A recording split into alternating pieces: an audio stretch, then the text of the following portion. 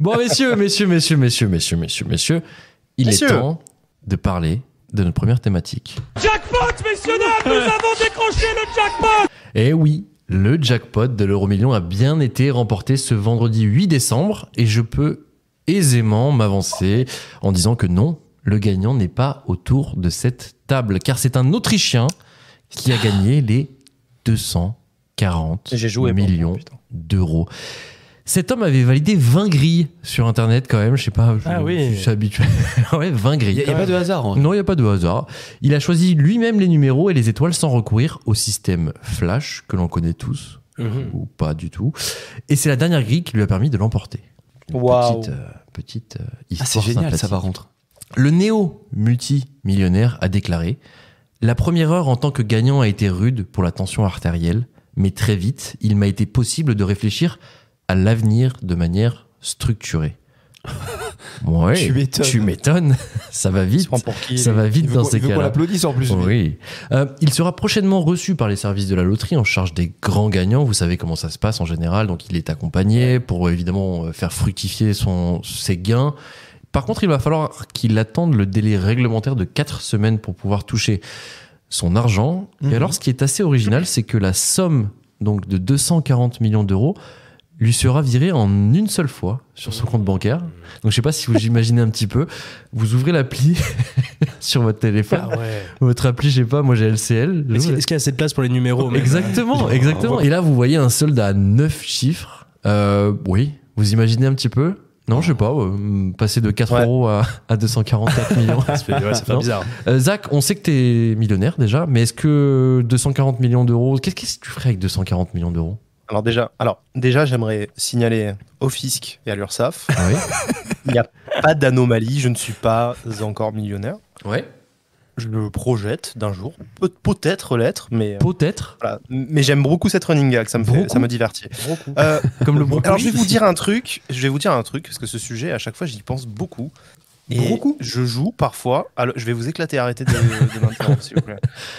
Je joue parfois à l'euro-million et en fait, je me dis toujours, si je gagne, je vais être perdu complet. Parce que vous savez pourquoi? Non. Finalement, comme tout mouvement bancaire qui nous concerne, il y a notre nom associé à un numéro de client, associé à des chiffres sur un ordinateur.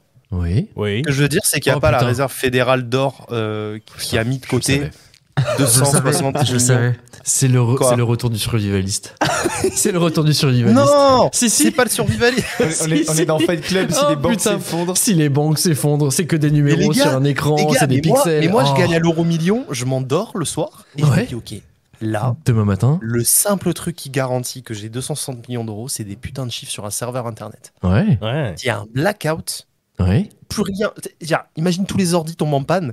On va se retrouver dans la rue, aller chercher du papier cul et du pain dans les restes de boutiquiage. Je vais arriver, je vais dire, les gars, moi j'ai 260 millions normalement, poussez-vous s'il vous plaît. Poussez-vous, excusez-moi. Ça protège de rien du tout, tu vois.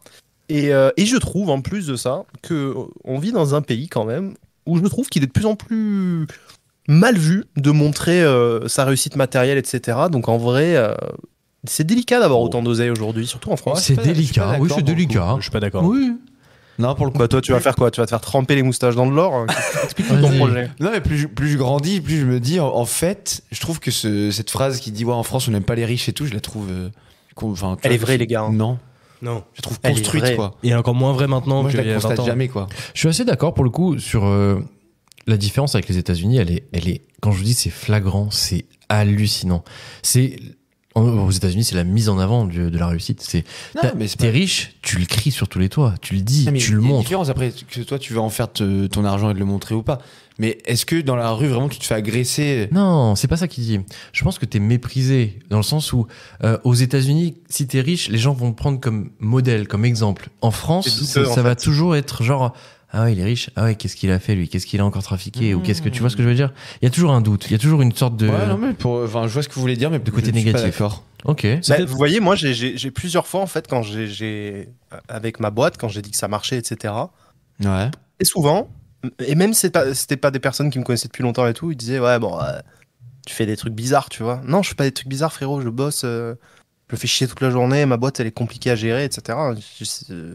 Très souvent en France, quand tu gagnes de l'argent, c'est qu'il y a une magouille ou que t'as fait un truc, ou t'as pris des raccourcis, ou c'est un truc bizarre. Par contre, j'ai lu une étude récente qui a été remise à niveau. On a toujours pensé que...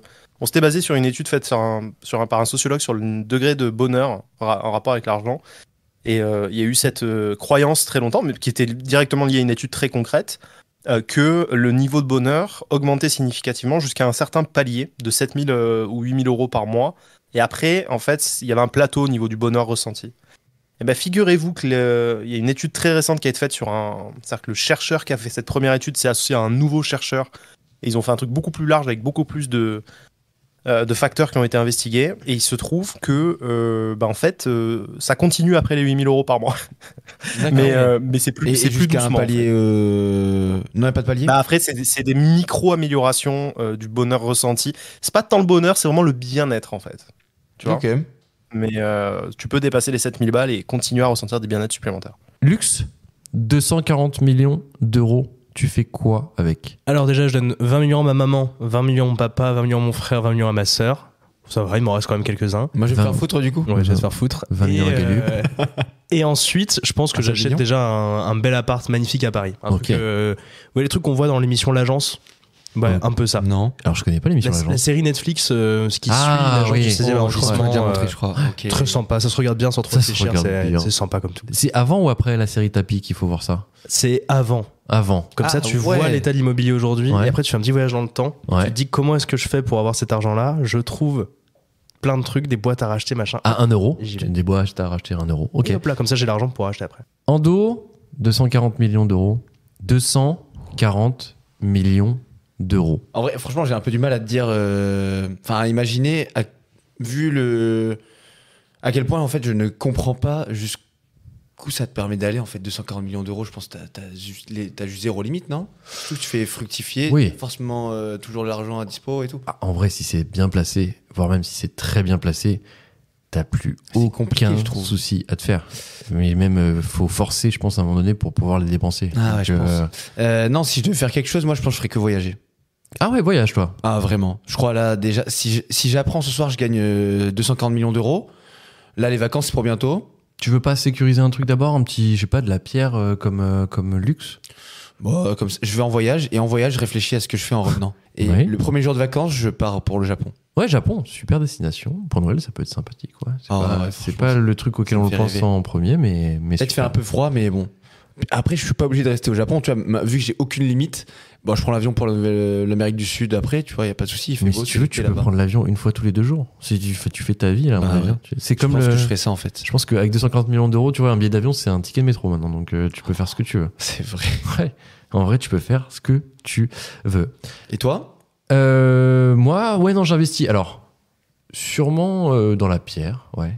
Déjà, je rachète mon appart que j'ai actuellement, que j'aime bien, que je louerai peut-être si je trouve un truc plus sympa.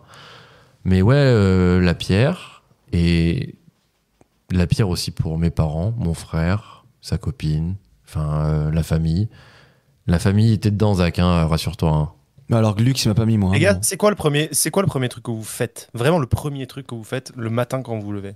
Moi, je sais très bien ce que je vais faire. Quand t'as récupéré l'argent ou quand tu sais que t'as gagné? Ouais, quand tu sais que t'as gagné, ouais. Ah là, en vrai de vrai. T'as récupéré l'argent ou pas? Parce que tu sais que t'as gagné, mais t'as pas forcément Non. les sous. Oui, non, mais tu sais que tu vas le récupérer, tu vois. Moi, je me lève le matin très tôt, Ouais. je vais dans un café prendre un chocolat et je traîne jusqu'à 10h du mat. Parce qu'après, à 11h, ça commence à être anxiogène, ce qui prépare les tables pour le midi, ça manque. 11h.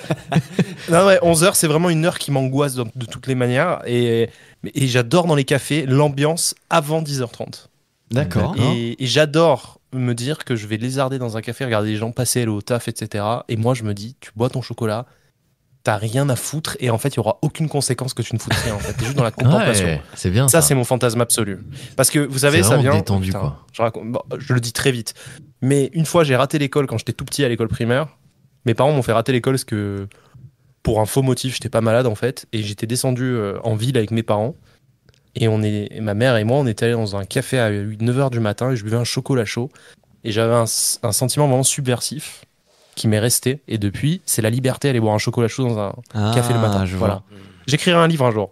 Voilà. C'est un symbole, quoi, pour toi, le chocolat chaud du matin. Ouais, Ok. c'est vraiment la liberté pour moi. Ouais. Mais ça nous dit toujours pas la première chose que tu fais après ça, parce que là, clairement, un chocolat chaud, tu peux le faire demain, c'est pareil, tu vois. Quelle sera ta première dépense, quoi, tu vois ce que je veux C'est dire? ça qui est beau. Ah oui, ma dépense, ok. Quelle sera ta première Ma grosse dépense. dépense? Le truc qui t'a toujours fait kiffer, à part un sabre laser ou un buste de Dark Vador taille réelle, qu'est-ce qui va te faire kiffer, tu vois?